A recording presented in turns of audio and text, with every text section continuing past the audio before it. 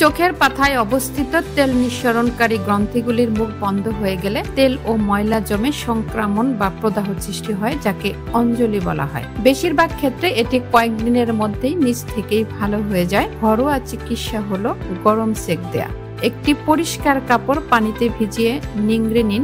দিনে 3 থেকে 4 বার 10-15 মিনিট করে অঞ্জলির জায়গায় সেক দিন। এতে ব্যথা ও ফোলা কমবে এবং পুঁজ বের হতে সাহায্য করবে।